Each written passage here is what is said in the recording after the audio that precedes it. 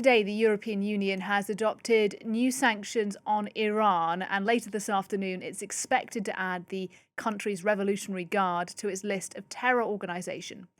The action comes in the wake of the brutal crackdown on anti-government protesters earlier on this month, which left thousands of people dead. Now, the precise toll has been hard to verify, but the US-based Iran Monitor, the human rights activist news agency, has confirmed 6,000 people were killed, with 17,000 more deaths now under investigation. And while the EU is focused on sanctions this week, President Donald Trump is once again threatening military action.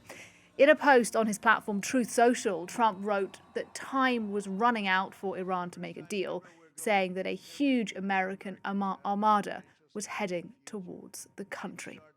Well, let's bring in Reya Sayah now, journalist in Iran. He joins us now live from the capital, Tehran, by phone. Reza, it's been, I can imagine, a really rather tense few weeks in Tehran. Give us a sense of the mood today.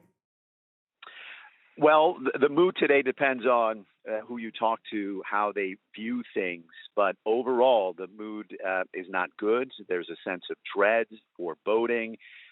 People are nervous. They're anxious. They're worried about what's to come. They're seeing the news. They're seeing the headlines. They're pretty scary. They want to feel safe, but in this environment where they don't know what's coming tomorrow, it's hard to feel safe. There's other Iranians who are not just worried and anxious. They're also frustrated and angry. They're angry at their government that has allowed things to unravel with a bloody crackdown. And they're angry with these threats coming from Washington. Many Iranians know the history of American military intervention in the region. They view that military intervention, wars started by Washington, as being catastrophic, and they don't want the same thing to happen to Iran. So the mood is not good, a lot of uncertainty. Mentioned that post by Donald Trump, these rather direct threats by the US president. We have also had, though, haven't we, Iranian officials and Iranian proxies in places like Yemen and Iraq ramping up the rhetoric in the past few days. Let's just take a listen to the Iranian foreign minister. This is a post on the platform X that we've had voiced. Our brave armed forces are prepared with their fingers on the trigger to immediately and powerfully respond to any aggression against our beloved land, air and sea. The valuable lessons learned from the 12-day war have enabled us to respond even more strongly, rapidly and profoundly. At the same time, Iran has always welcomed a mutually beneficial, fair and equitable nuclear deal on equal footing and free from coercion, threats and intimidation, which ensures Iran's right to peaceful nuclear technology and guarantees no nuclear weapons. Such weapons have no place in our security calculations, and we have never sought to acquire them. Well, Reya Sayah in Tehran, still with me. Reza there, the Iranian foreign minister, saying Iran has learnt the lessons from the war that took place with the United States and Israel last June. What do you make of that kind of language from him?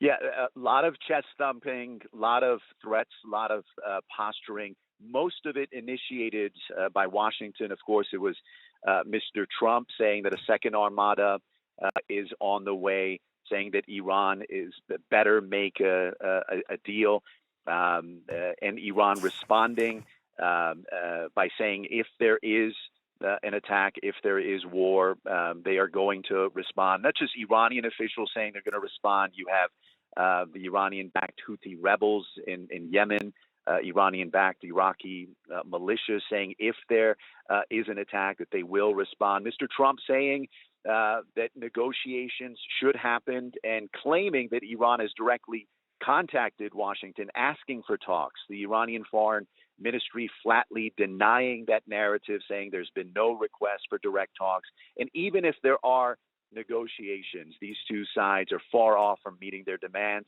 Washington says in order for there to be a deal, Iran must end uranium enrichment, must limit its missile program, and end its ties with proxies around the region.